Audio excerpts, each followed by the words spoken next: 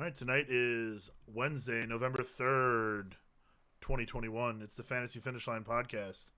Tonight, we've got news and news and more news. So much And we're going to talk about Week 9 as well.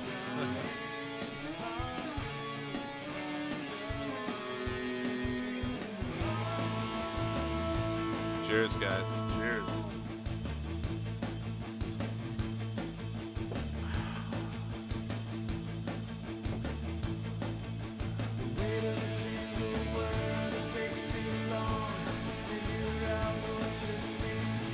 All right, so this is the Fantasy Finish Line podcast.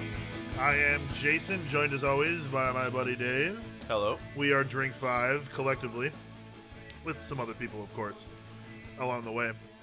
So anyways, as always, we just want to point you to our website, drink5.com, where there's all kinds of good stuff every week. We got the rookie report every week. We got confidence picks. We got Dave's rankings. Lots of other fun stuff that you can read. What's the thing you do every Monday? One of my favorite columns. I call it statistically insignificant. I just try to find random stats that interest me from Sunday and sometimes Thursday, and post them so you have something to read on Monday while you wait for Monday Night Football. There you go. And yeah, you can always check that out. This week I talked about how bad some of the receivers are currently. I don't remember the other things I wrote about. It was Monday. That's ancient history. Well, we'd appreciate everybody who's watching this on YouTube if they'd subscribe to the channel so that you can see every time that we have a new broadcast, and then also click or ring the bell, which allows you to get notifications whenever we have a new broadcast. If those of you are listening just on a podcast, we appreciate you guys also listening to us every week. And that could be on Stitcher, on Spotify, on Apple Music, on Google Podcasts, anywhere. So again, we appreciate our audience, and we always do. You guys are the best. We'd love if you guys give us some. The guys last week, they sucked. You guys, the best. Some extra lineup questions. You can ask us in live broadcast on the YouTube channel Wednesdays at 9 p.m. Central, or you could always just give us an email at jason@drink5.com or dave@drink5.com, and we'll get back to you on our own clocks. You know, you could be in Australia, you could be wherever. Time zone doesn't matter. We will answer your questions when we get around to it. That's right. So, Dave, I have a question for you. What is it that you are drinking over there? Probably the same thing I'm drinking right here. Sure. Well, we just wrapped up a nice pasta dinner, and so we were drinking some red wine blend. I think this one comes from a winery called Brick and Vine, although I'm not exactly. Yeah, I think that's what it said. Yeah. So it's a nice red wine blend that we got from the store. Nothing special, but we have a couple of beers here. This one that I'm going to be drinking tonight is Two Brothers Amplifier. Two Brothers a brewery based in Warrenville, Illinois. We're drinking more regional beers tonight, maybe like Chicago region beers that are probably available across the country. Yes, and we just had a shot of Templeton Rye. Now, we're not supposed to drink whiskey tonight because we didn't earn it. 4 years. We're not buying any whiskey for tonight. That's true. We only have the end of a bottle. And I think Jason will go over that a little bit later. Yeah, we'll get to that at the end of the show. But yeah, for right now, it's the Two Brothers Amplifier. After I finish this wine, and what do you have over there that's on deck? So I've got some of the wine, and I've got Freedom of Press, which is a dark berry complexity, refreshing tart finish. That's a weird collection of words. Anyways, it's a session sour with currants. Currants, I think would be how it's pronounced. Anyways, it's a sour from Revolution Brewing, and they make great sours, so you can't go wrong with that, really. And then there's also a couple of the Hero line of IPAs, the Action Hero over here and El Dorado Hero over there, and they're all dressed up with hop faces, so they all kind of stemmed from the Anti-Hero, which was the original. I'm going to pour myself a shot here, and I'm going to drink the shot and have a little bit of whiskey? Fantastic. have a little bit of a conversation. If all of the people at home, please have a drink as well right now. if I disagree with something that Jason's going to say during the news, Okay. would you also like one? No, I would not. Thank you, though. Well, if you disagree with Anything you say? sentiment that I have, I will throw my wine at you. No. No, this is horrible. This is not how this works. All right, so tonight we're mostly going to talk about the ridiculous gigantic long list of news that has been going on in the NFL since we last were all together. So we're going to take a few audience questions after that. If you've got any live, we will certainly do our best to get to them throughout the show. If something we're talking about sparks a question, that's great. If you've just got a specific lineup question, we can field that as well. And we'll talk about last week's bet, and we'll try again. And as always, I like that you've introduced the cut list, and we will get to J cut list at the end of the episode. But first, let's have a little drink, shall we? Yeah. And then we can join ourselves. We do it live, folks. We do it live. One night you have to play all the music live for the show. Can you do that? Just some like guitar riffs between segments. You'll have to wait till next year to see what happens. Okay. Okay, so where do we start with all the news? There's so much going on. There's huge stories that impact things outside of football, but we're going to focus mostly on what actually affects fantasy football tonight. If you want to have a conversation about the things that don't affect football, then we can have that offline. So first off, there's of course COVID news. Aaron Rodgers tested positive. He's going to be out for Week 9 against the Chiefs. Turns out he was not vaccinated as everyone thought he might be, or sort of assumed he was. So the third string quarterback for the Packers is also out. Jordan Love seems to be clear at the moment, but he could certainly test positive, having probably been in close contact with both of those quarterbacks in recent days. They signed Blake Bortles earlier today. Blake Bortles spent spring training camp. This isn't baseball, with the Packers. It looks like he'll just play if everything goes crazy for the Packers. They're not going to have to throw Randall Cobb in there, kind of like the Broncos had to last year. Who was the wide receiver who played quarterback for that one game for the Broncos? Do you remember? I don't recall. Oh man, I read the name earlier and it's just escaping me. Maybe in the chat. But if there's a wide receiver that's going to play quarterback, not a wise decision to start him. I concur. Maybe at wide receiver, but not at quarterback.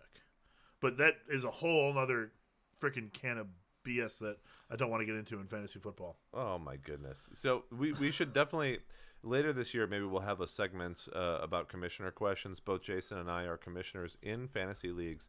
There are often a lot of questions that we are asked or presented with, and not even questions sometimes, but just situations that we have to deal with. Straight up dumpster fires. But as I've always said, it is better to have rules ahead of time for all the things you can possibly think of ahead of time, because there will be problems always in every league.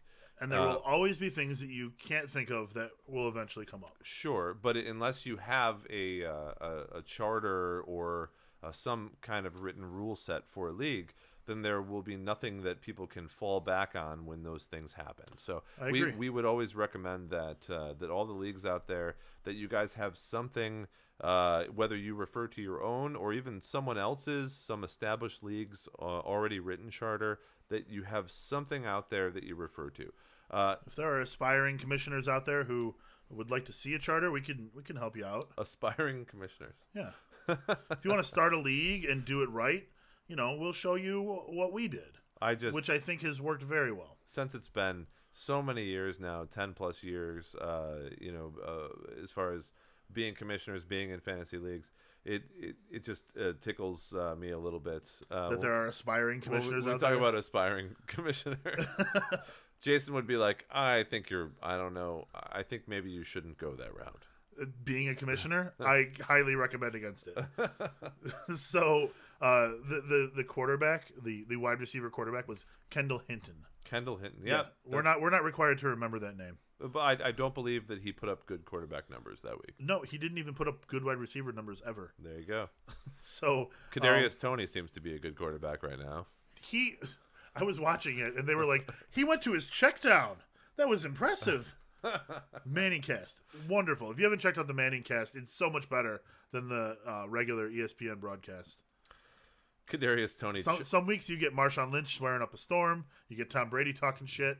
Last week was Jon Stewart ragging on Eli Manning. It's been very good. Or Marshawn Lynch just swearing on air. Whatever you want. Yeah, exactly. Yeah. It's great. Or Eli just going, Rah! Not realizing that he's on, television. I'm not an Eli fan, but hey, we have our pick of the Mannings. I like Eli. I'm an older brother. I have a fondness for the younger brothers out there. Eli's definitely the obvious younger brother. Eesh. So anyways, back to the Packers after we digress. Rodgers is out. In fact, having not, just strictly facts here, having not been vaccinated, he will be out for at least 10 days. His next game is in 11 days. So if he can't do the 2 negative tests before then he won't even be able to play next week. It's very likely, based on all of the people that have been in the NFL that have had COVID and my own personal experience, that won't be an issue. But I understand what you're saying. But there's a non-zero chance that he misses next week. That's correct. So Davonte Adams was placed on the COVID list back on October 25th. He should be cleared to return this week. And Adams and Jones remain a must-start against the Chiefs because they have a terrible defense. Allen Lazard has been taken off the COVID list. That's a good sign, I'd say, for Adams being available on Sunday. So for now, the Packers are mostly dealing with a lot of Aaron Rodgers memes at the moment. I think they'll be okay, though. Yeah, the real question is, as far as fantasy value, if you have Lazard and Adams out there, which it looks like will occur, and you have Jordan Love as your quarterback, that should be fairly decent. But we don't have a whole lot of information on Jordan Love as an every week quarterback. If Blake Bortles was to come in, then we kind of know from seeing him in the past with the Jaguars and with the Rams, etc., that he should be a more than he should be a good replacement as well. He's way better than any third string out there. Right. And so I think what we're saying here is Lazard has never been a starter unless Adams was out. Both were out this previous week. I think Adams is still the starter for your team regardless of the quarterback that plays this week.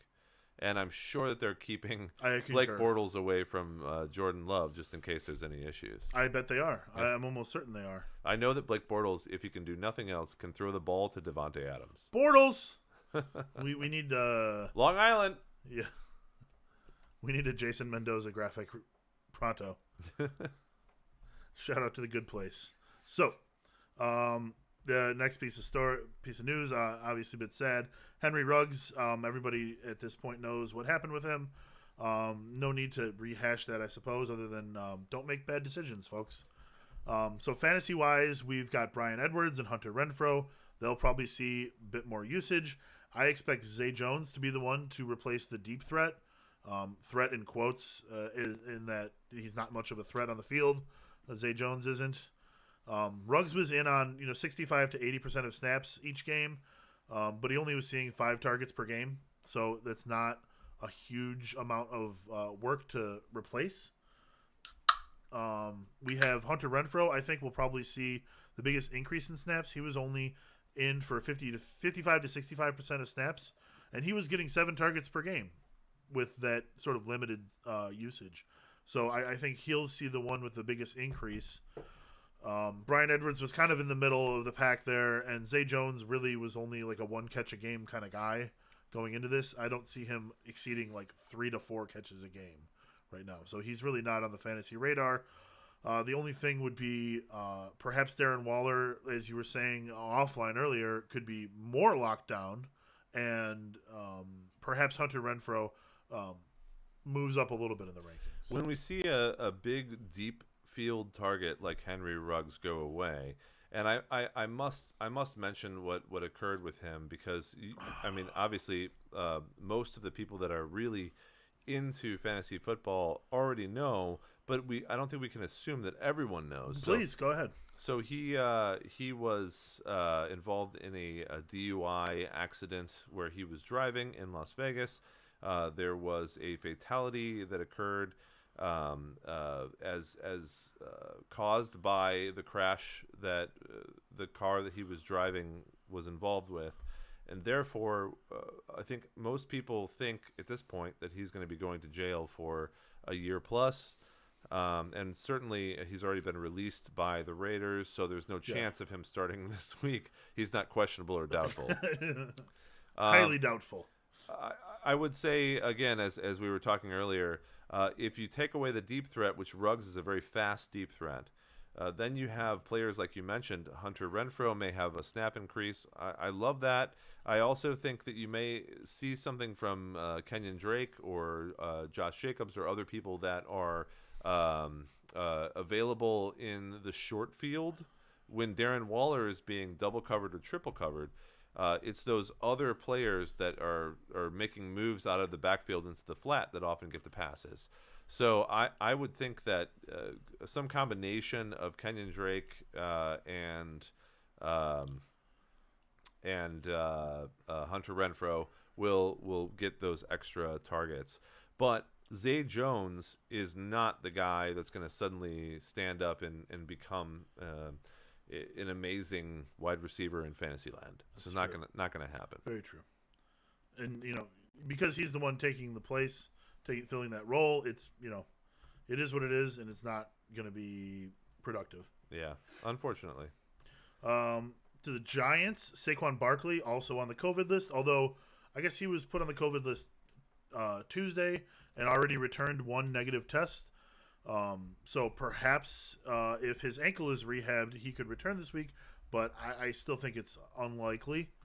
The Giants are on bye next week. So where did you get that information? About the COVID on NBC Sports Edge. Yeah, so earlier today, it's interesting because Saquon Barkley, like you said, was testing positive, and then there was a report that said that he had tested negative, along with 12 other people from the Giants organization, right? But then there was another report that came back just after that one that said that the information was incorrect, and so I don't know what the truth is here. So here's the ticker, right? 11:30 in the morning, the post is that he tested positive. Source Ian Rappaport, and then at 3:30, source Adam Schefter report that he was negative, and at 4:30, from Ralph Vacciano on Twitter, which sounds like probably one of the Giants beat reporters. He works for SNY. Was that the Giants actually placed him on the COVID list? So this stuff is updated throughout the day. How is it possible that there could be 13 positive results among Giants receivers, not receivers, but players, and all 13 were retested, and only one was positive the next day? Right? I don't know. That's not possible. Well, as we saw with the whole Aaron Rodgers immunized versus vaccinated bullshit, like, it doesn't sound like they're, taking this as seriously as they're making it out to be. No, I'm not interested in commentary about COVID. I just don't understand how it's possible that there could be 13 people testing positive one day and then 12 people testing negative the next day. Well, that's what I'm saying. That's you're making some commentary there, and all I'm saying is I just the facts, ma'am. I did not make any commentary. I just don't understand how that's possible. So something is weird with all of this. I don't know what it is, but there's some fuckery going on. That's for sure. That's correct. But we have to live with it as fantasy team managers. So how do you live with it? You get the most up-to-date news. That's the only way to do it. As any Calvin Ridley owner learned this Sunday, you have to pay attention right before the game starts. Yes, and we'll get to him later. But I mean, there have been several times this year where there have been people that, and there always are every year, right? That are practicing before the game and are declared out in the moments before a game. Right. They're like, okay, we're gonna go through warm-ups and see how they look. I know that And happened. that's what happened to Dak Prescott last week. And Donovan Peoples-Jones, that happened with a Cleveland game a couple of weeks ago. So you have to be on your game, people. That's what we're talking about. Yeah. It's not up to us to divine what's going to happen We here. can't let you know at 11:30 a.m. on Sunday that you need to switch your lineup. That's not on us. Our job is to tell you what we know on Wednesday evenings. That's right. So, additionally, on the Giants, Kenny Golladay returned to practice today.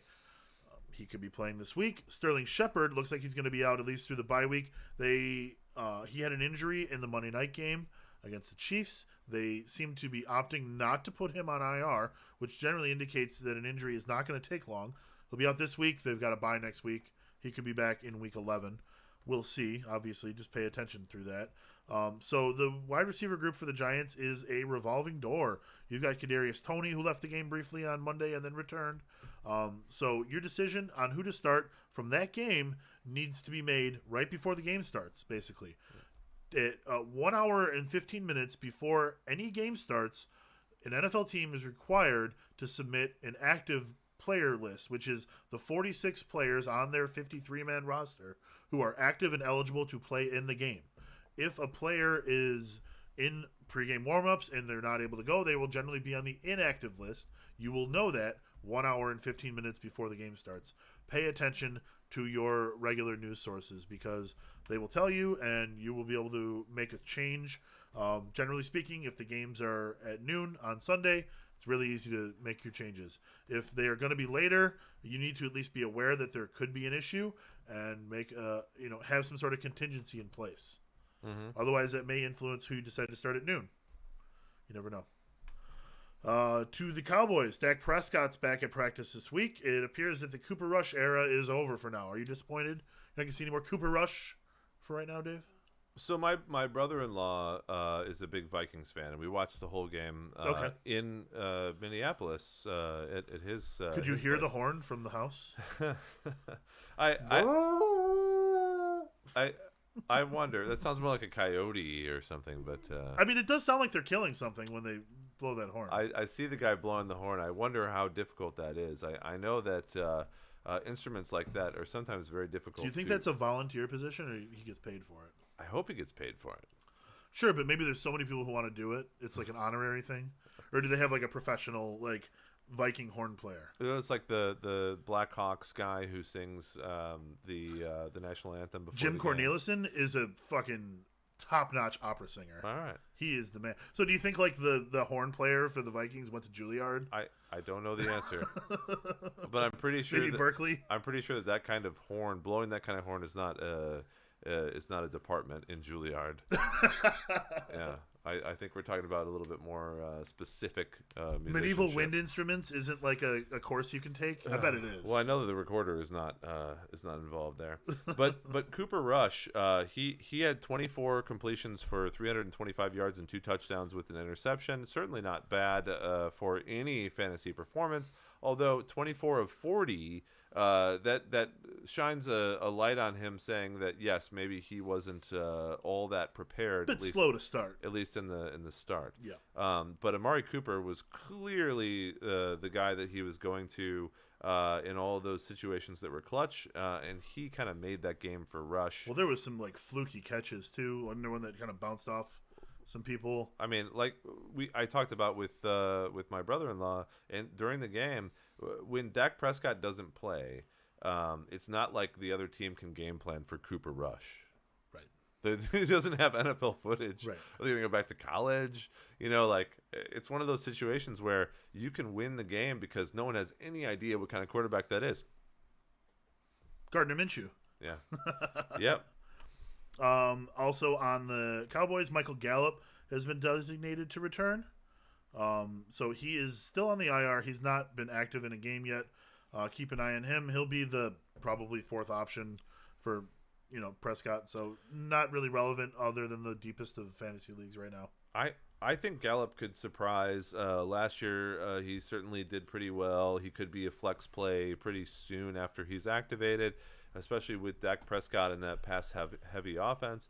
But you're right in that he is not one of the top 3 options in the offense, and so not someone you should jump to unless you're in a deep league. So I hope you're right, because I have held Gallup in an IR slot for the entire year. He did have 7 targets in that first week, but remember that game against the Buccaneers, they threw the ball a lot. So 7 targets wasn't necessarily like an overwhelming share on the team. But hey, Gallup's got a 1,000-yard season in his second year in the league. He had 100 targets last year. Well, point is he's already broken out. He's a good receiver. We know he's a good receiver. Yeah. But once he gets into the groove again, totally fantasy relevant. He's in a position where that's why he makes the news. and it's why he makes the medium bucks. Yes. They pay him the medium bucks. All right. Calvin Ridley has stepped away from the Falcons indefinitely and abruptly. He did it on Sunday morning. He did it with a tweet that we all saw, like right as the game was starting.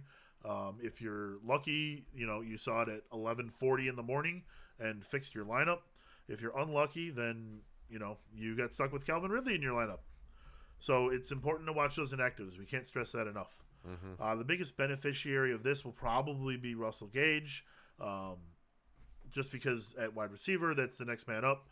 Kyle Pitts is now going to be the primary passing target of the offense, I would assume. You've also got Cordell Patterson over there, who is involved in the passing game, but he's plays out of the running back position more, I think. So it's less likely that he'll, be filling the Calvin Ridley role. I expect Gage's snap count to go way up, and that the fact that he had 0 targets last week to kind of be a fluke for the year and not not a future trend. So I don't know who else is there. I don't think there's any names I know. Yeah, so Kyle Pitts is an interesting one. He had a ramped up target and reception count in weeks 5 and 7, with 10 targets and 9 receptions in week 5 and 8 targets and 7 receptions in week 7. 119 and 163 yards respectively. Yeah. Only 1 touchdown on the season, but clearly the primary receiving target right now on that team, especially with Calvin Ridley absent, which we've seen. But this past week, for example, versus Carolina, 6 targets, only 2 receptions for 13 yards. So if a team starts going after Kyle Pitts and being able to double team or triple team them, much like Darren Waller, I think it'll be difficult for them to find a primary target other than Cordell Patterson of the short backfield. As far as additional receivers, Taj Sharp is also on Atlanta. And they've got Olamide Zacchaeus. And Taj Sharp is a guy that has been getting some targets in the game already. So I would expect him to be the recipient of extra targets from Calvin Ridley being gone permanently. But I would look at him similar to someone like a Kendrick Bourne from New England, who may get targets during the game, but is not going to be a focal point of the offense, especially not in the red zone. Yeah. Could be a flex position or a bye week fill-in, but not a guy that you're going to want to be starting every week. Atlanta basically has no answer to this and will continue to just give the ball to Cordell Patterson and Kyle Pitts with occasional passes to Taj Sharp and maybe the guy that you mentioned. And that's about it. Backing up your Sharp, so the other game that Ridley missed was the one in England against the Jets. Sharp played 81% of snaps that day, had 5 targets. Last week, he played 68% of snaps, had 6 targets. So, yeah, maybe it is Sharp who will see the biggest increase, but he has not even reached 60 yards receiving and has no touchdowns on the season. So, yeah, not a lot of relevance there, but maybe someone to keep your eye on. It could be good in PPR. And as we see with Pitts, for example, only 1 touchdown. But I don't think that... I think it's that Cordell Patterson is the only one scoring touchdowns on that team. Yeah. So Odell Beckham Jr. appears to be on the way out in Cleveland. They did not find a trade partner for him, even though they said... Okay, I wrote this before I read that they're not even letting him in the practice. coach said that he will not be with the team for the rest of the year. So let's correct that record now. It appears that he is not going to play with the team for the rest of the year. As a Steelers fan, there are a bunch of Twitter accounts that have said that the Steelers have caused this by a lot of the tweets and things that the fans have put out there. Really? Showing that Odell Beckham was not getting any passes by Baker Mayfield even when he was open. Are you familiar with this? His dad... I think you mentioned this to me. His dad tweeted a video which was assembled of just Baker Mayfield looking around at targets with Odell Beckham clearly open and not passing to Odell Beckham. Have you seen that video? No, that Okay, watch that after the show. So his dad literally tweeted this, and then like multiple players on the Browns and Odell Beckham and like all these guys were like liking it and interacting with it on social media. This is one of those situations where I am sure that this happened from Odell Beckham himself. The guy's a bit of a diva. He clearly was a great receiver at one point. Maybe he could be a good receiver again. I don't know, but it's not going to be for the Browns. Yeah, I mean, he's in his 8th season, which isn't necessarily like to say that he's washed up or anything, but he'll be just look up Odell's dad and watch the video. He'll be 29 in 2 days. So happy early birthday, Odell Beckham. Happy birthday. He has the lowest catch percentage of any season he's had. It's only 50% this year. And yeah, he's not going to play for the Browns again. It sounds like the Browns wanted to work out some sort of deal where he maybe takes a settlement so they don't have to pay him all the money. But they have to pay him the money if he doesn't play. He's not going to take a settlement. Right. Take the money. He could sit out and go to Hawaii and make a bunch of money. Yeah, so if they let him go on waivers and someone claims him, they can probably get compensatory draft picks for it. Otherwise, he'll be a free agent and someone can just sign him. If he is claimed on waivers, then the Browns don't have to pay his salary. The team who claims him on waivers has to. And if he's picked up as a free agent, the Browns are responsible for the dead cat money. But honestly, one of the biggest problems with the Browns right now is the fact that their quarterback can't throw the ball. That's a very good point. He has a problem with deep throws because he has a shoulder injury that he's playing through. The Browns are I don't want to be too biased here, but the Browns that were just beaten by the Steelers, a team that many people thought could go nowhere this year, who are now above 500 and will beat the Browns this year, probably in the standings. Baker Mayfield, it's a bad decision. The Browns are browning. It's a bad decision by the Cleveland Browns management to allow Baker Mayfield to be the quarterback right now. Well, they don't. It's not like they have another option at the moment. But yeah, perhaps they need to think really long and hard. Their backup might be better about moving on from Baker Mayfield. Their backup might be better than Baker Mayfield. Did he sit out a game this year? Who? Did Baker sit out a game this year? Yeah, you didn't see. Not this past week. Baker played against the Steelers, but the previous week, the backup played. Case Keenum played. Yeah, that's not a permanent solution though. Might be better than Baker Mayfield for like a couple of weeks, maybe. Well, just saying. But yeah, Baker has been bad. Most of the only thing that's working on the Browns is the running game. Oh, and that's working well. It is. So elsewhere on the Browns, you mentioned that Jarvis Landry is the only pass catching option, but he is not even really viable in fantasy leagues either.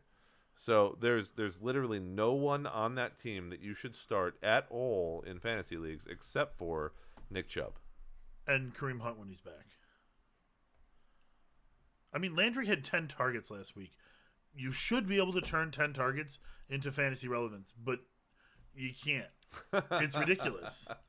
Baker Mayfield makes good commercials. Not a great quarterback, especially while being injured. I love the commercial where he goes next door to the Rock and Roll Hall of Fame and Alice Cooper lives there. He has great commercials. I love the commercials. Yeah.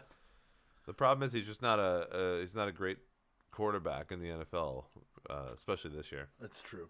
That's very true. Yeah. To the Panthers, Christian McCaffrey has been designated to return from IR. That's right on schedule with his initially reported timeline.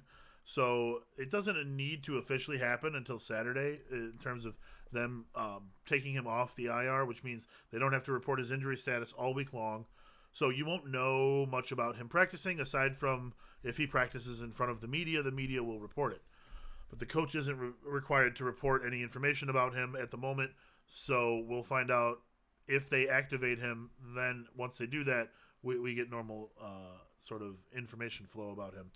Keep an eye on the news. I feel like a broken record, but it's very important to keep an eye on that sort of thing before the game starts. It would certainly be a good thing for the Panthers, who have been in disarray after their quarterback that they thought would lead them to the promised land has been doing anything but that. Sam Darnold, the promised land. And CMC is someone who is obviously the offense is based around, and Chuba Hubbard has done okay.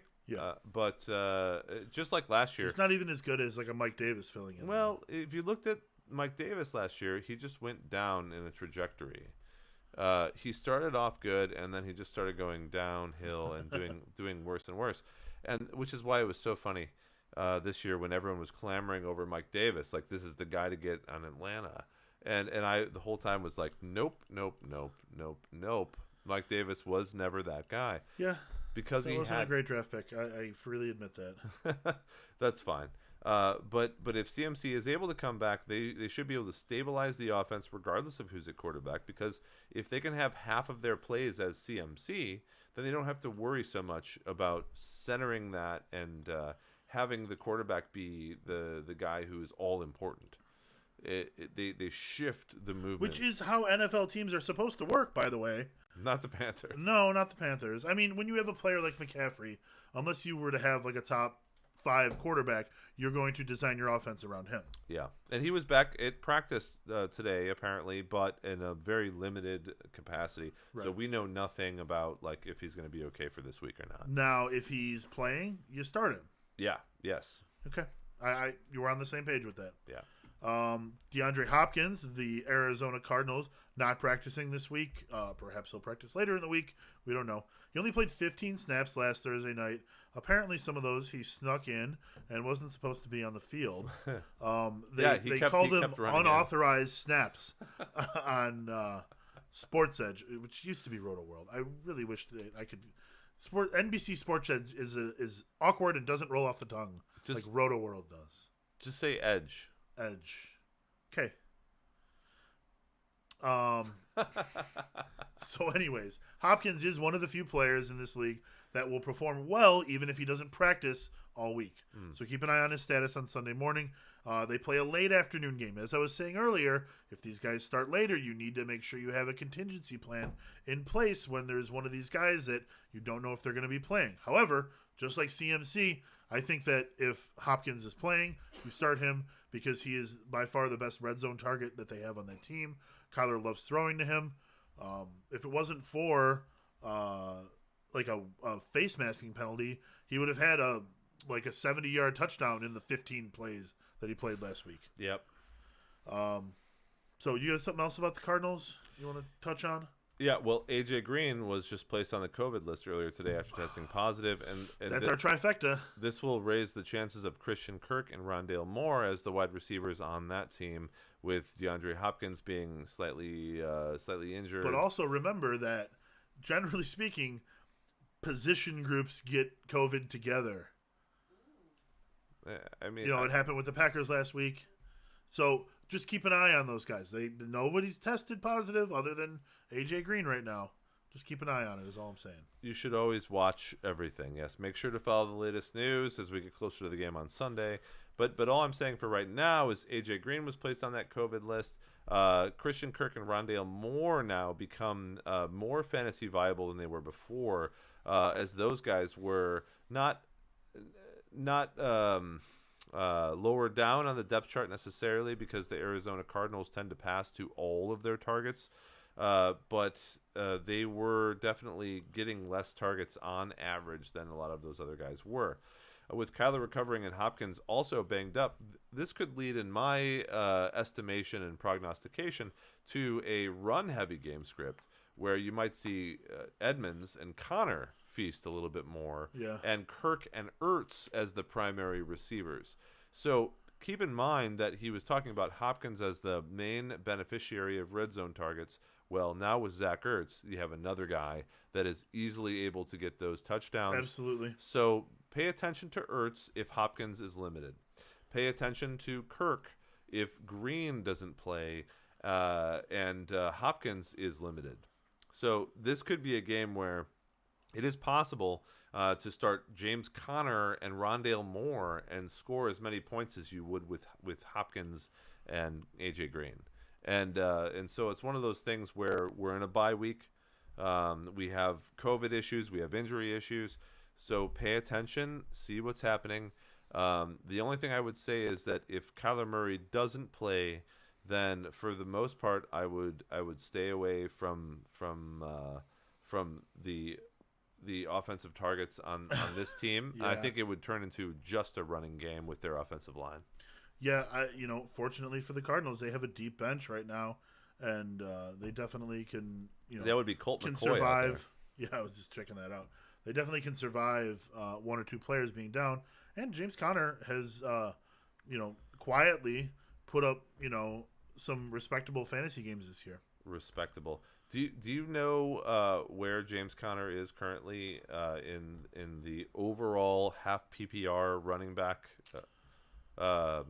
spectrum? I could vamp long enough to look it up, but I won't cheat, and I will say that he is the RB 23. 17. 17.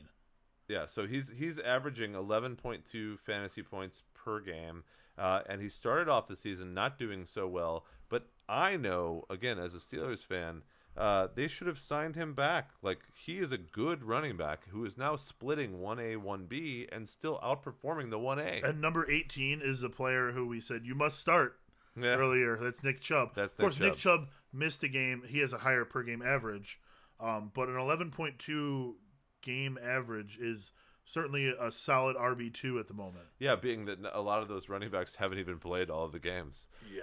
But he's right in between Melvin Gordon and Nick Chubb, putting him as a solid RB2 on your team, where he, in a draft this year, would have been way further down, maybe like the 8th or 9th round or something. Yep. So in points per game, he's the 27th ranked RB, but ahead of him are a half dozen or more players who are on IR or bye. So obviously that bumps him up, regardless of how you're looking at it, to a status where he's got to start pretty much every week. Yeah. And James Conner owned in now 92% of leagues. People have caught up to that. I'm glad to see that. Is that all of our Cardinals news? There was a lot going on with that team. Yeah, let's talk about your guy Michael Thomas. Yeah, so it's funny. I wrote this whole thing up about Michael Thomas, and then in a chat room, I was like, guys, is there such a thing as wide receiver burnout? And I basically just did a whole nother bit about Michael Thomas. So I erased it, and this is what I came up with. So he led the league in receptions in 2018 and 2019 with a record-breaking 149 catches in 2019. Normally, when we see a running back get used that much, we totally expect them to be burned out and not useful after that. And this is sort of what's happened with Michael Thomas. So since the end of his 2019 season, he's only played in 7 games. He announced today, I believe it was, that he won't be returning to football in 2021 because of a second ankle injury or something like that. I'm unclear on exactly what body parts are ailing him, but I do know that he's not playing football. That's what matters to us. It's for his doctor to pay attention to what body parts he's having problems with. Yeah. So he's still under contract for 2022 with the team. He will be 29 years old at that time. I expect the Saints right now to make a play for Odell once he's finally cut, or any other free agent that may come up, free agent wide receiver, because all they have is Marquez Callaway. That's not a lot. And we'll talk about, we can talk about the rest of the Saints stuff here. I kind of split it up into 2, but Jameis Winston also tore his ACL in the Saints win against the Bucs. He's going to be out for the season and probably not going to return to New Orleans because he only had a 1-year contract. And when you're unable to finish that year, it's really highly unlikely that you are re-signed. So for now, we're going to see a combination of Taysom Hill, who has been out the last couple weeks with a concussion. He returned to practice today. And Trevor Siemian, who played the rest of the game last week and was okay. He was good enough to help the team win, but I don't know that he's going to be like an every down, quarterback. He may even just remain the backup to Taysom Hill. I don't know that Taysom Hill is going to be like an every down player either. I don't know what the hell they're going to do with the Saints. So, frankly, it doesn't affect the fantasy players on the Saints much because there was nobody who was relevant besides Alvin Kamara. He'll still remain relevant. And as you pointed out, Marquez Callaway, he's been a flex play, but only maybe in weeks 3 through 5. That's about it. He only had 3 fantasy points in each of the last 2 matchups. That is the sort of, nearing a trend that you don't want to be on the wrong side of. Yeah. So the Saints, they go marching on, but and they beat the Bucs. That's great, but that's divisional football. I think like you are built to beat your division. So even when you're not necessarily a great team, you can sometimes still beat your division, and that's what the Saints did. The Bucs are still a better team, and they would win that game 9 times out of 10. We have a question from Deacon in the chat room. Says, do you prefer Gaskin or Boston Scott for RB2 this particular week? He didn't specify what kind of league. So in a half PPR league, which is our default, I have Myles Gaskin above Boston Scott. Okay. And here's what I'll tell you. Myles Gaskin is a boomer bust performance. He has put up 4th, 49th, 10th, and 38th amongst fantasy backs over the past 4 weeks. That's not what you want to hear. Boston Scott, however, has done pretty well. 9 and 18 fantasy points versus Las Vegas and Detroit, and he has the Chargers, which is a positive matchup against running backs going forward. But he's on a team where Miles Sanders is on IR, and so they have Kenneth Gainwell and Jordan Howard, 3 people splitting carries. Yeah. And I don't like that very much because I feel like that's a team where Miles Sanders was doing well, but the coach would not allow him to continue to have carries. So what we're seeing here is a boomer bust versus a guy who could do well, but the coach could just be like, give it all to Jordan Howard. Right. So this is a true toss-up between these two guys. I will go with Gaskin just because he's been able to put up those numbers when required of him, whereas Boston Scott is a new guy on the totem pole, where the totem pole is constantly changing faces. That's what totem poles are. Very good. When I look at that question, I lean to agree with you, Dave. As far as the rankings, you've got Gaskin at 23, Scott at 25. Very close. Yes, they have their matchups are also very close. It's the gut thing. Chargers giving up the 5th most points to opposing running backs. Oof. The Texans, who Gaskin gets, are giving up the 6th. The one thing to note about Boston Scott, he got 18 points in a blowout win over the Lions. It's unlikely the Eagles are going to be blowing out the Chargers. It is more likely that the Dolphins could blow out the Texans. So I would agree with you and lean Gaskin there. But honestly, it's a gut decision because they're so close and they both are unpredictable. You could flip a coin and be, most close to as accurate as we are. We're going Gaskin. If we both agree, then that's as good as you can hope for. Okay. Let's talk about Derrick Henry a little bit. Yeah, unfortunately, Derrick Henry suffered a fantasy season-ending injury. It's possible he returns for the playoffs if the number 1 seed Titans are able to return. I believe they're number 1 seed at the moment.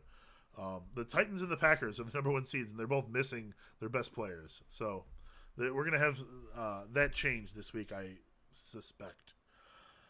So he's supposed to be out for 6 to 10 weeks. I don't see the 6 weeks happening at all. I think it's going to be closer to 10 weeks. That would put his return like week 17. So I don't think that you would benefit from holding on to a player for 10 weeks in order to hopefully use him in a championship or third place game. You're better off using that roster spot to help your team out throughout those 10 weeks. Let someone else hold on to him and screw around with that. The way I look at it is, what's more likely to happen is that the Titans are either going to be in the playoffs by the time Henry's healthy, or they're going to be out of the playoffs. And either way, they would either just not play him for the rest of the year or wait until the actual NFL playoffs start, because that's a smarter way and a better way of making sure that he's fully healthy. Because I don't think that he's the kind of guy that necessarily needs to get a game under his belt to get going. He's just going to go out there and run people over because that's what he does. So Jeremy McNichols for now is going to be the guy to see a big increase in carries. The passing game will probably see a bit of a boost. And they signed Adrian Peterson.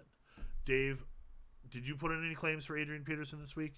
Did you put in any serious claims for Adrian Peterson this week? Should be the question. Yes, I went to claim Adrian Peterson in all the leagues that I was in that I didn't have enough of a good running back depth. And I got him in none of them because I didn't claim enough. I saw one FAAB. So one player in Dynasty League had $92 of $100 available. Bid all $92 on Adrian Peterson. Right.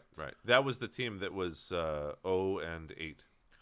You got to make a move when you're 0-8. Well, he immediately messaged me and said, "Would you like to trade a draft I pick do know that for Adrian he Peterson?" acquired Adrian Peterson so that he could try and trade him. And I said, "No, I would not like to trade for Adrian Peterson in this Dynasty League." My point isn't necessarily dissecting this one person's No. My point here is that he was in very high demand. Yes, because his name. Because we know that Adrian Peterson is a north-south runner. That's exactly what Derrick Henry is. That's exactly what they want on their offense. He's 36 years old now. Yes. But Adrian Peterson is still a very strong guy, certainly stronger and bigger than McNichols, who is currently on that squad. I think that they could definitely use him as much as they possibly can. I don't know that he's going to turn out to be someone who is extremely fantasy relevant, but I do know that I did try to acquire him in thinking that Adrian Peterson could be an RB2 upside player for the next 3 to 4 weeks.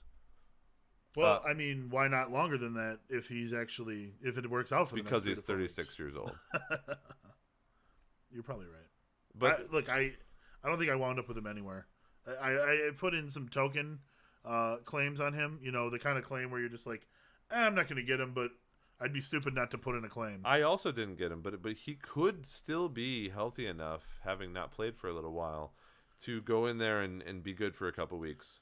Yeah, his last 3 seasons, he averaged 4.2, 4.3, and 3.9 yards per carry. Not overly impressive numbers. However, he scored 19 touchdowns in those 3 years. Now, so McNichols had that's a lot fantasy points right there. McNichols had a lot of targets in the past couple games. He could be more involved in the passing game. We could see a clear split. It could be a 1A, 1B situation. That's what I'm looking at, is maybe like you said earlier, more active in the passing game, bringing in Peterson, splitting carries with McNichols and Peterson will allow for them both to be maybe flex players at best. But I am seeing more of a A.J. Brown, perhaps even Julio Jones resurgence in the passing game, because those guys are not Derrick Henry. Right. And nobody is. You move the ball, you need to have Ferkser. Adrian Peterson used to be, but that was a long time ago. He could maybe show up for a couple weeks, but he's not going to live out the entire second half of this season as an RB2. There will probably be one game where you're like, oh, I remember this guy. But, are you going to pick the right game? I don't know. So I think we agree that I think people bidding a whole lot for AP are looking at this as being something that happened 3-4 years ago. But we're living in a league where you have a quarterback who is in his mid-40s and is better than everyone else in the league. Yeah, that's very true. So I wrote about that on my column this week. It's certainly possible that AP could go out there for the next 5 games and run 100 yards and a touchdown for all of them. You know, it's possible. So what I would recommend to the gentleman who will remain nameless, who acquired Adrian Peterson with 92% of his fab budget, is wait for that game and then start offering him as a trade. Hopefully it doesn't occur after the trade deadline. I love that everyone knows in our Dynasty League you're talking about, the one that you and I are both in, taking a guy for all of your budget and then offering him to people. Yeah, it's funny. It's not like you're going to suddenly win the league. It's only a trade thing. Well, yeah. And I mean, especially at 0-8. But you're not winning shit. But I think it's a really good. You have to make shit happen when you're 0-8. I think it's a really good way of operating. Yeah. Because I honestly was thinking about making a trade for him, but it's like, how long can AP actually be a thing that helps me? Right. That has to be the piece to take you over the top. It's not going to be into next year. Otherwise, there's no point in acquiring him. Yeah. So what do you want to give him, a 3rd round pick? It's probably not gonna take it. Oh man. So I like to say that's it on the news. Clearly, there will be more news. There's probably more news while we were talking about the news. Well, Jameis Winston, we still got to chat about him. I just did. I talked about him already. When I talked about Michael Thomas, I jumped into Jameis Winston because I realized that I split the Saints up. I was trying to go team by team. Okay. But yeah, Jameis Winston, he's out. Do you have any thoughts on Taysom Hill or Trevor Siemian? No, we can move on to audience questions. Okay, that sounds good because I'm thirsty. Ha ha. Cheers, brother. You should drink while you're talking. I try.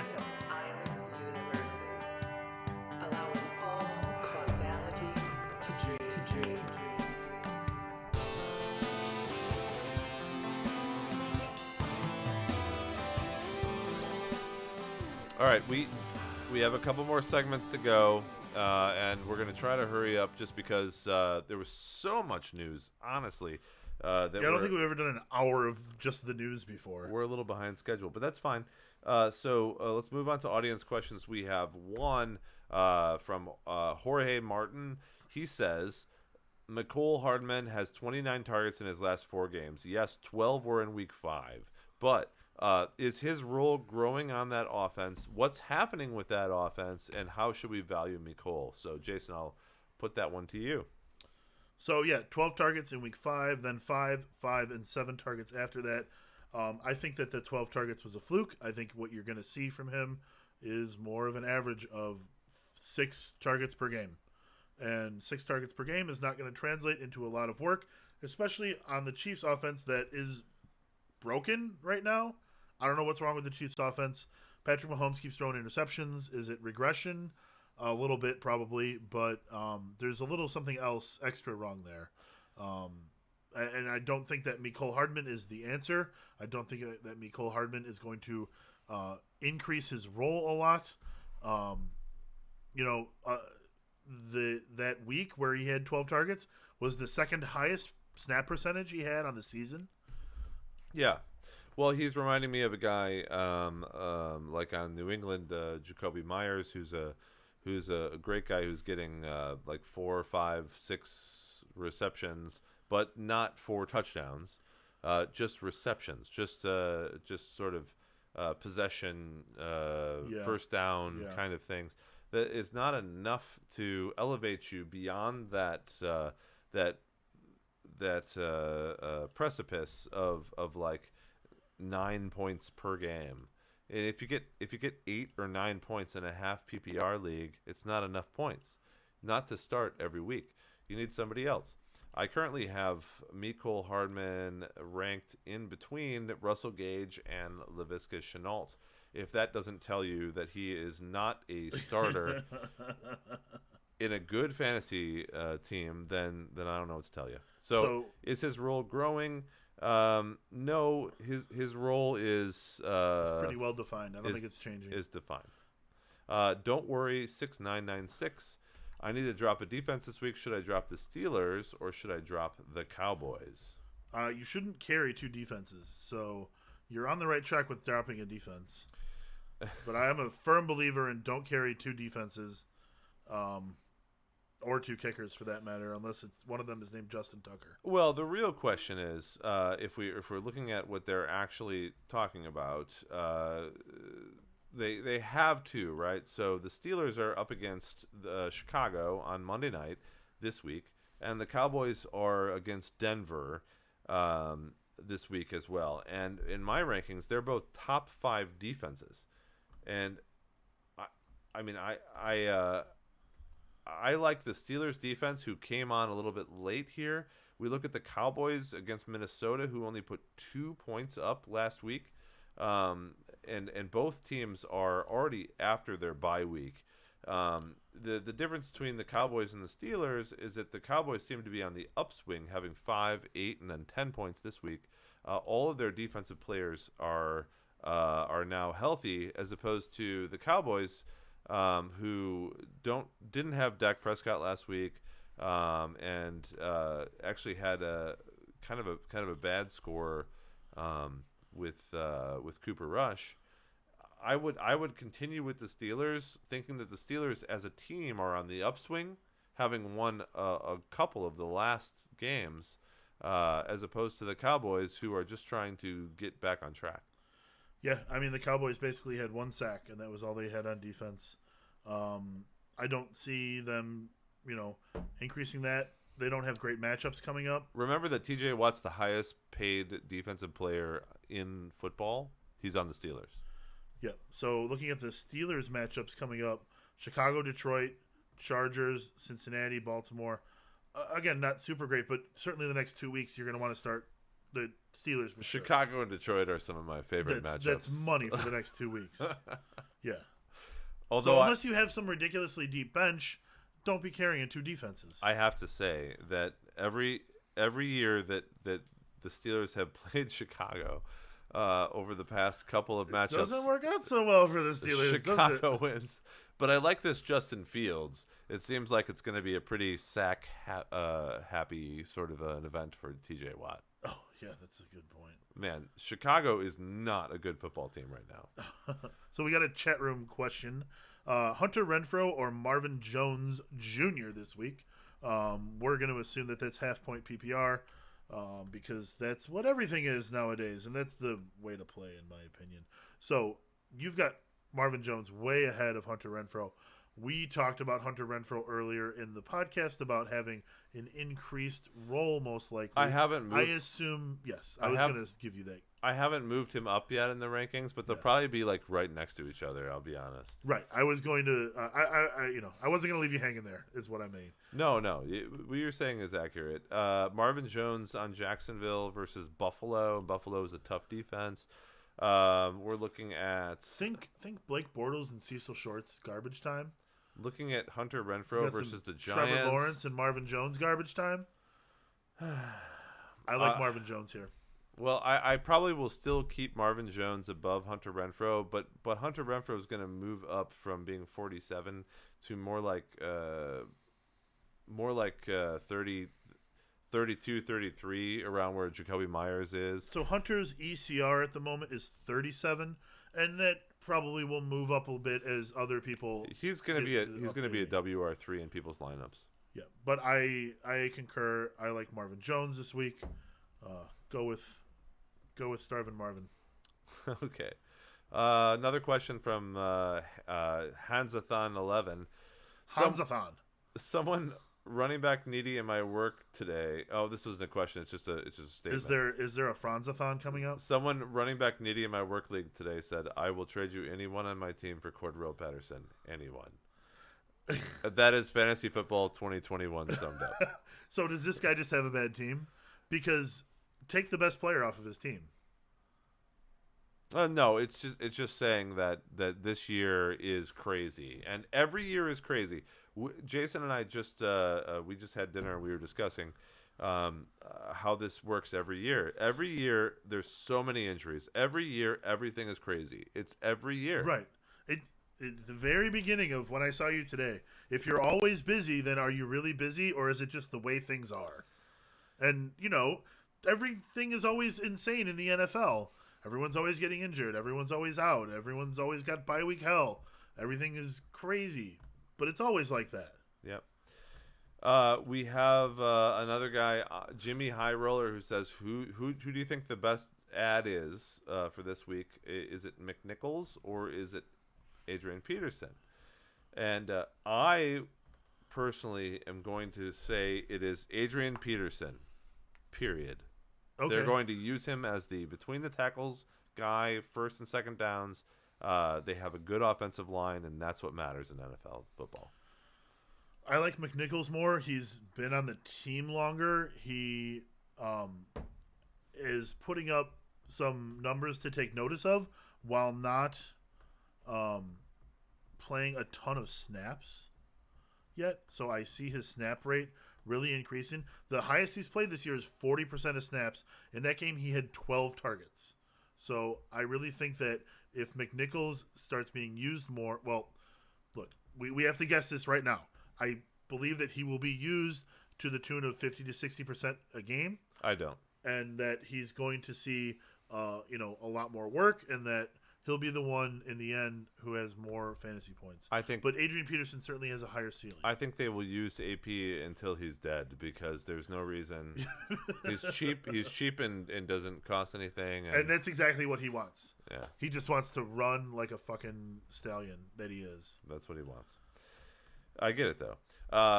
I need money 1441. We've got Carson Wentz or Jalen Hurts. In my particular rankings, I prefer Jalen Hurts because he's a running quarterback. But we've talked about this many times. I don't think Jalen Hurts is a good quarterback. Playing against the Chargers, I don't think anyone thinks that. Maybe Jalen Hurts' mom thinks playing that. Against the Chargers, he could be exposed. But the Chargers' defense is not particularly good either. When we look at Carson Wentz, who had a decent game this past week. The guy went for 27 receptions, 231 passing yards, and 3 touchdowns. I mean, do you find it strange? That's pretty decent. That we're asking, if you take the names out of it, you're saying, is the QB4 or the QB12 on the year better? Because Jalen Hurts is the QB4 on the season. Yeah, but the thing is, and by fractions of points over Mahomes, but I think we're going to find that Jalen Hurts in the second half of this season maybe even gets benched because he's not a good quarterback. Right. And but right now he is scoring 20 plus points per game no matter what. He had, and I brought this up every week. This is the first week finally he broke his, he crashed through the floor. Before, his worst game was 21.8 points. And this last week he had only 11.2, and that's because they were blowing out Detroit. When they're doing well again, is he going to pick it up again? I don't know. I guess it comes down to what he's able to accomplish in the passing game, because he's always going to put up what he always puts up in the rushing game. And against the Chargers, how are the Chargers against the quarterback? Can you even reliably use fantasy points for a guy like Jalen Hurts who isn't like any other player in the league? No. Okay.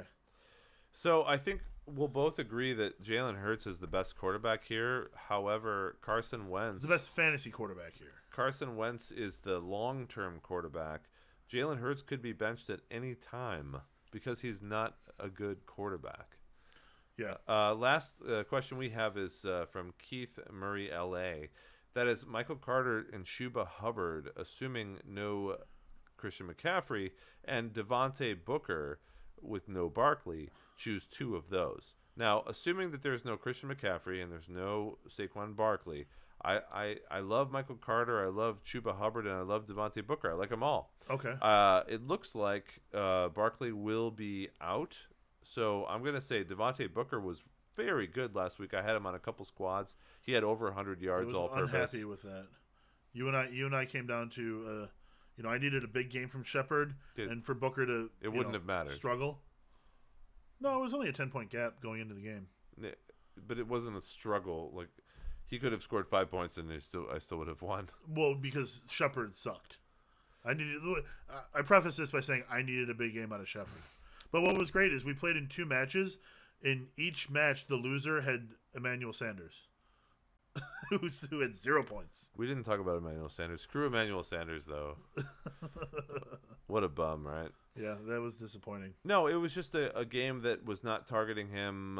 He did have like 4 targets, but he didn't catch any of them. Right, 0 points.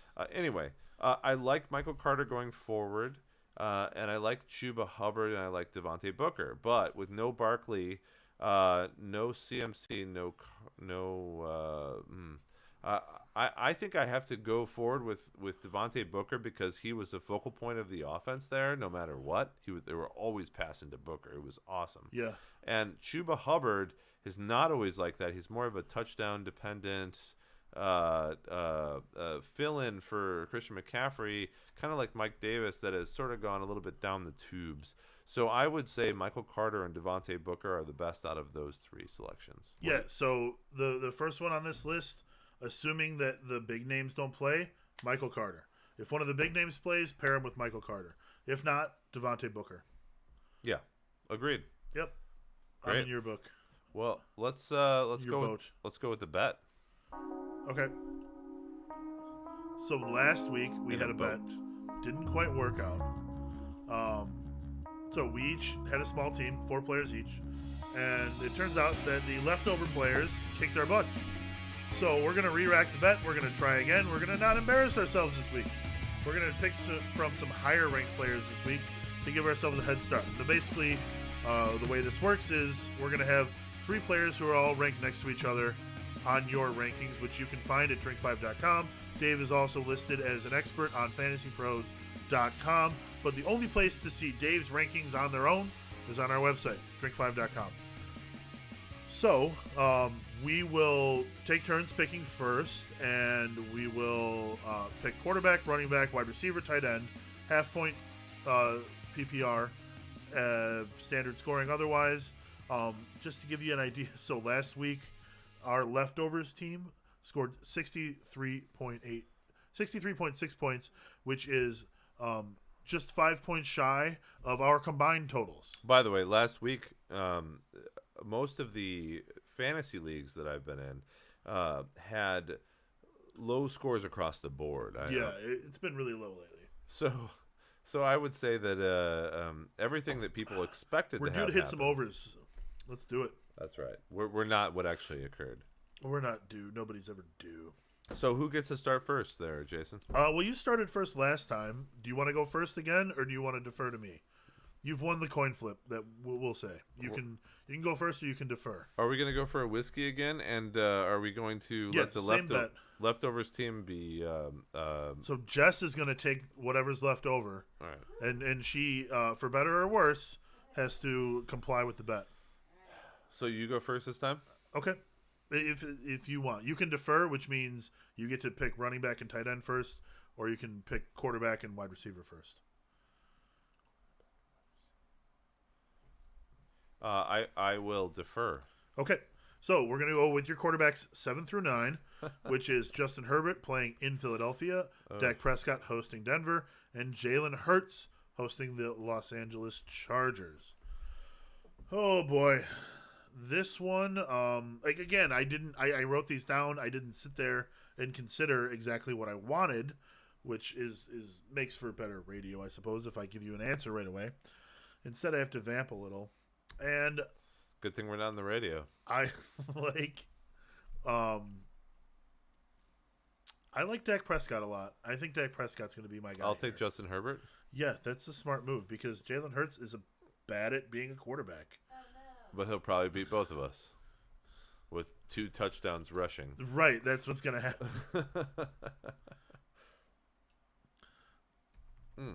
So, Dave, you're the first one up at running back. And we're going to go with 6 through 8. So, some big names here. Your guy, Najee Harris, playing at home versus Chicago on Monday night. Ezekiel Elliott hosting Denver. And Daryl Henderson Jr. hosting Tennessee. That's the Sunday night game. The Rams in Tennessee. Going to be awesome. Like, that's the game of the week, in my opinion. Anyways, Dave, who do you like this week?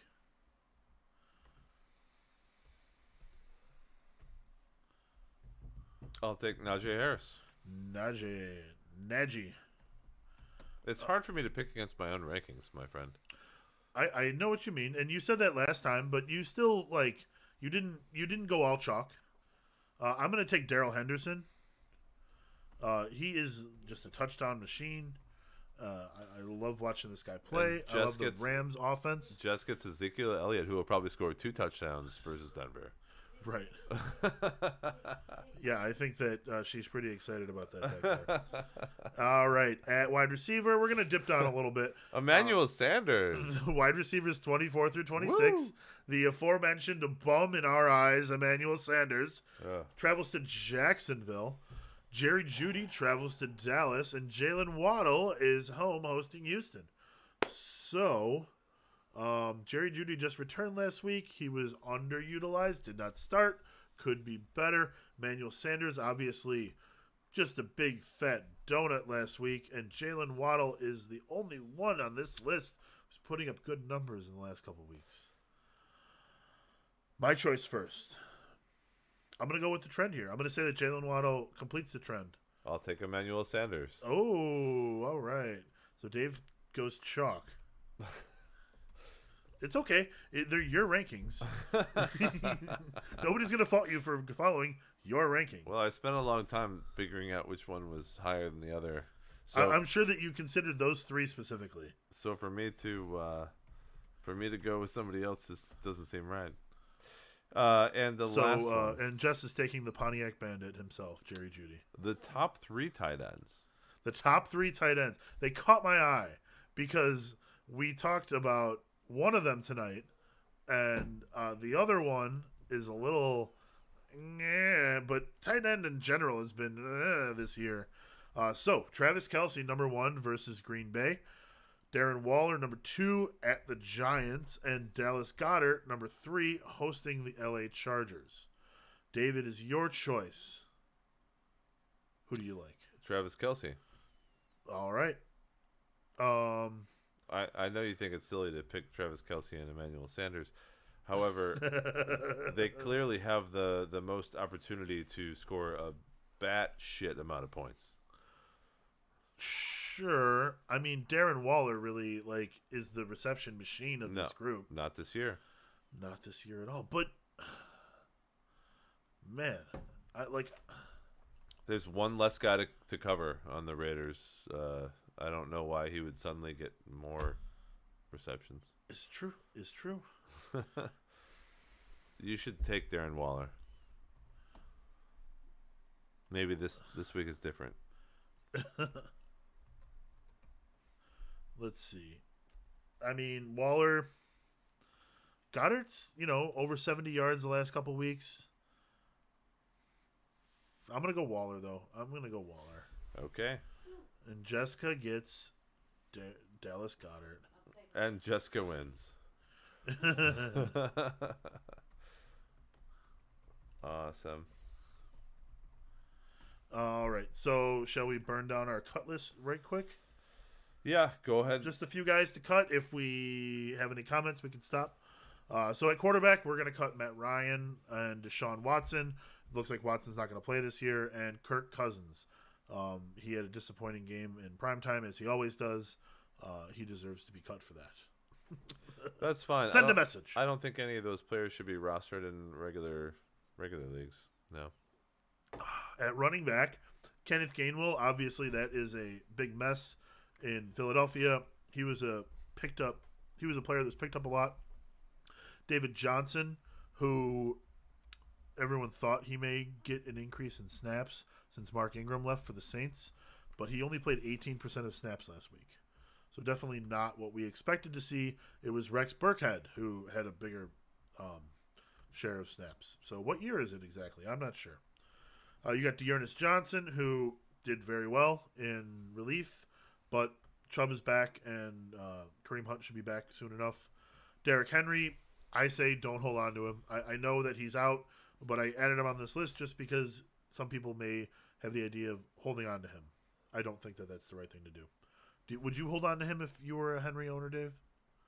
No. Okay. Dearness Johnson has a possibility of of actually winning the spot over Kareem Hunt because he has been doing so well.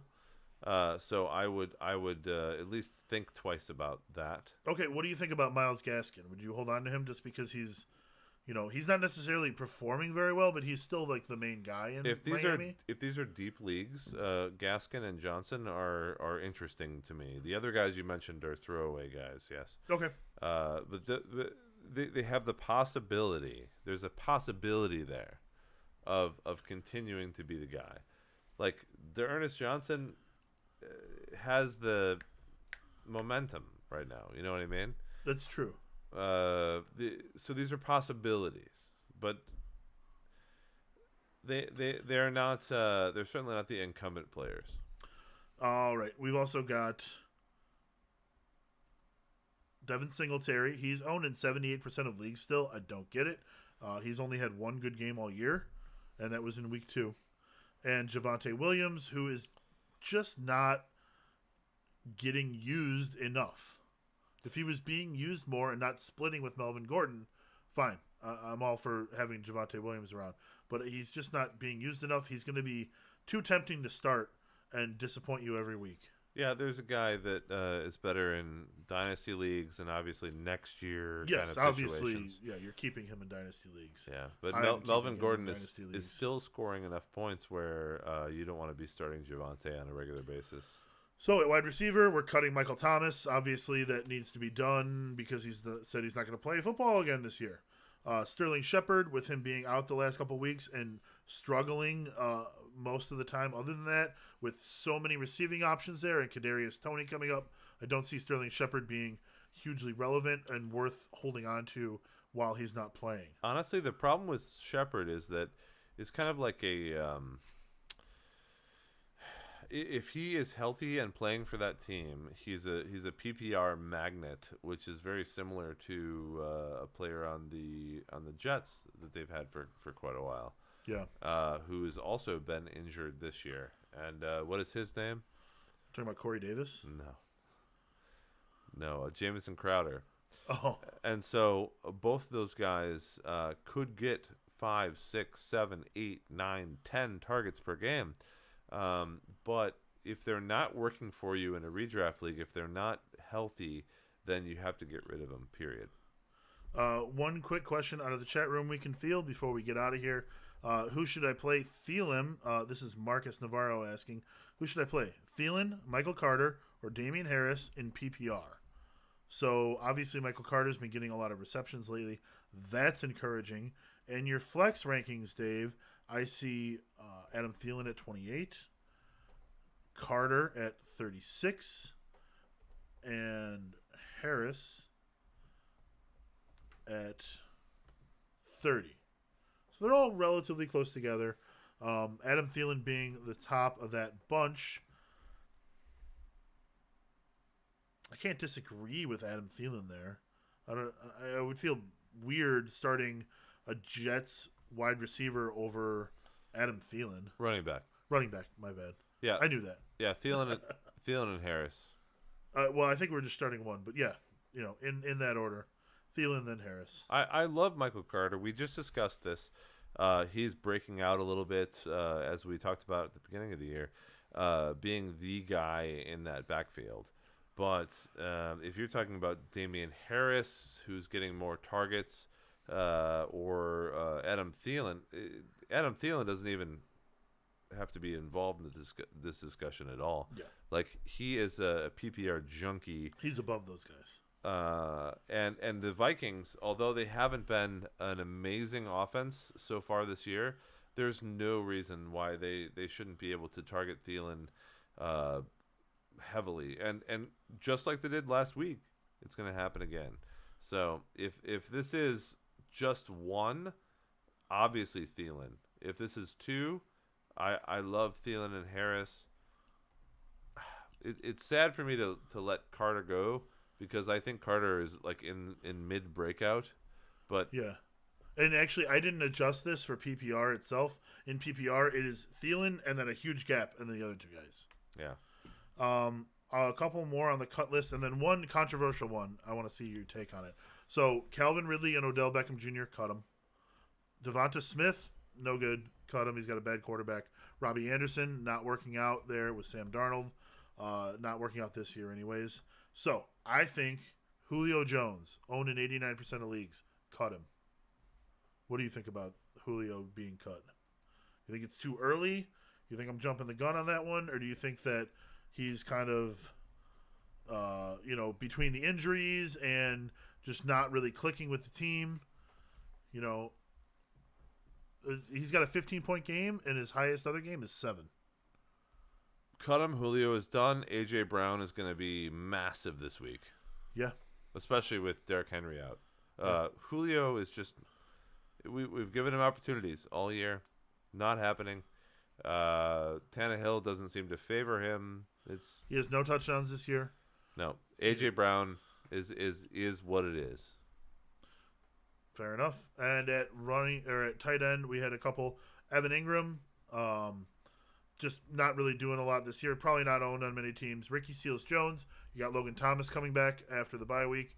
And Robert Tonyan, who just went to the IR. Well, I'm not going to argue against anyone going to the IR. Yeah. Well, I mean, the IR is a lot shorter this year, so you might keep some people through the IR, but Robert Tonyan is not the person you should be keeping through the IR. Yeah, well, Evan Engram actually had a touchdown last week, the first touchdown of the entire year. And it's funny that you take this moment to put him onto the cut list. Don't be enchanted by his one touchdown that he's going to score this year. No. I'm not saying that. I'm simply saying he was 3 for 15 in a touchdown. There's a reason why many people that are engaged with the NFL were rooting for Evan Engram to be traded, because he's not being utilized in the way that he should be as a tight end that's a pass catcher. I totally agree. And though he's trending up with 3.9, 7.4, and 9 points, I still think we cut him. So if you're in a redraft league, I agree. Yep. Great. So everybody, make sure that you check your lineups before the games start. Follow us on Twitter. Follow us on YouTube. Subscribe to us on YouTube. That's how it works. Wherever you get this podcast, make sure to review it. Give us a good rating so that people can see that you like us and that we're doing a good job here. Or not. Just say so. All news is good news, right, Dave? Or all press is good press? Is that what they say? Sure, that's what they say. Okay.